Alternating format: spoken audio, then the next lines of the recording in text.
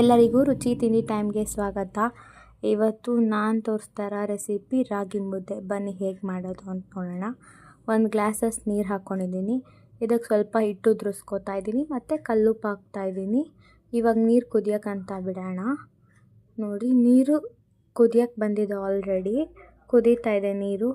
So ಇವಾಗ ಹಿಟ್ಟು ಎತ್ಕೊಂಡು ಎಷ್ಟು ಬೇಕಷ್ಟು ನೀರಿಗೆ ಹಿಟ್ಟು ನೀಟಾಗಿ ಉದುರಿಸ್ಕೊಂಡು ನೀಟಾಗಿ ತಿರುಗಿಸ್ಕೊಳ್ಳೋಣ ಗಂಟಿಲ್ದಂಗೆ. ಯಾರ್ಯಾರು ಫಸ್ಟ್ ಟೈಮ್ ಕಲಿತಿದ್ದೀರೋ ಅವರಿಗೆ ಈ ಥರ ಕಲ್ತ್ಕೊಂಡ್ರೆ ಈಸಿ ಆಗುತ್ತೆ. ನಾನಿಲ್ಲಿ ಮುದ್ದೆ ಕೋಲು ಕೂಡ ಯೂಸ್ ಮಾಡಿಲ್ಲ. ನೋಡಿ, ಮರದ ಕೋಲು ಯೂಸ್ ಮಾಡಿದ್ದೀನಿ. ದೋಸೆ ಮತ್ತು ಚಪಾತಿ ಎಲ್ಲ ತೆಗಿಯೋ ಕೋಲು. ಹಿಂಗೆ ತಿರ್ಗಿಸಿದ ಮೇಲೆ ಬೇಯೋಕ್ಕಂತ ಬಿಡಬೇಕು 5 ನಿಮಿಷ. ನೋಡಿ, ಇವಾಗ ಪ್ಲೇಟ್ ಮುಚ್ತಾಯಿದ್ದೀನಿ ಒಂದು 5 ನಿಮಿಷ ಬೇಯಲಿ ಅಂತ. ಈಗ ಬೆಂದಿದೆ.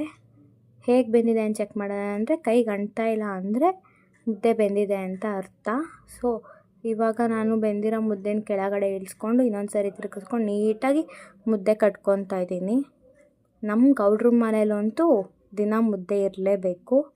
ಯಾರ್ಯಾರಿಗೆ ಮಾಡೋಕ್ಕೆ ಬರಲ್ಲ ಅವರು ಇದನ್ನು ನೋಡಿ ಈಸಿಯಾಗಿ ಕಲ್ತ್ಕೋಬೋದು. ಫಸ್ಟ್ ಟೈಮ್ ಮಾಡೋರು ಇನ್ನೂ ಬಾಣಲಿಯಲ್ಲೂ ಕಲ್ತ್ಕೋಬೋದು. ಜೊತೆಗೆ ಮುದ್ದೆ ಕೋಲು ಇಲ್ದೇರೆ ಮರದ ಕೋಲಲ್ಲೇ ಹೇಗೆ ಮಾಡ್ಬೋದು ಅಂತ ತೋರಿಸಿದ್ದೀನಿ. ಫಸ್ಟ್ ಟೈಮ್ ಮಾಡೋರಿಗೆ ತುಂಬ ಈಸಿ ಆಗಲಿ ಅಂತ ಈ ರೀತಿ ತೋರಿಸಿದ್ದೀನಿ. ಇಷ್ಟ ಆಗಿದರೆ ನಿಮಗೆ ಲೈಕ್ ಮಾಡಿ, ಶೇರ್ ಮಾಡಿ, ಸಬ್ಸ್ಕ್ರೈಬ್ ಮಾಡಿ ಮತ್ತು ಫಾಲೋ ಮಾಡಿ.